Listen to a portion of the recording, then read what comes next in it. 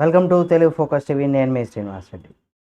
TTD Tirumala Tirupati దేవస్థానంలో ఉద్యోగాలు ఇప్పుడు జాబ్ అవకాశాలు కూడా కల్పిస్తుంది. ఉద్యోగ అవకాశాలు కూడా.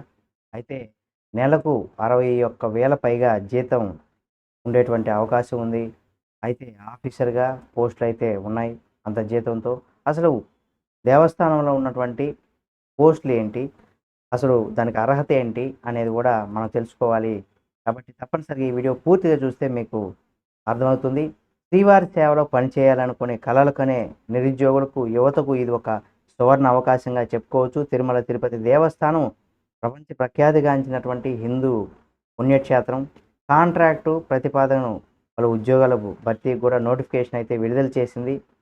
ఇక్కడ ఫుడ్ టెక్నాలజీకి సంబంధించి ఆ రంగంలో డిగ్రీ పూర్తి చేసినటువంటి అర్హులైనటువంటి అభ్యర్థులు ఈ పోస్టుకు కూడా దరఖాస్తు చేసుకోవచ్చు అని కూడా చెప్పడం జరిగింది.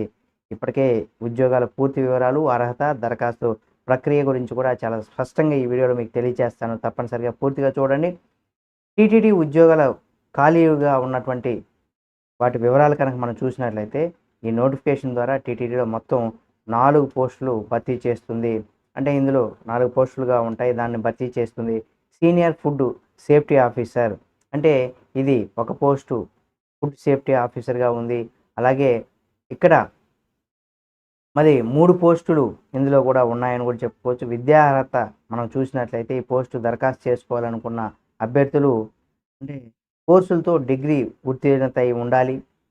అలాగే ఫుడ్ టెక్నాలజీకి సంబంధించినటువంటి దానికి సంబంధించి కావచ్చు, డైరీ టెక్నాలజీకి సంబంధించి కావచ్చు, బయోటెక్నాలజీకి సంబంధించి, ఆయిల్ టెక్నాలజీకి సంబంధించి, అగ్రికల్చర్ టెక్నాలజీకి సంబంధించి, వెటర్నరీ సైన్సు ఈ జాబులు అయితే ఉన్నాయి.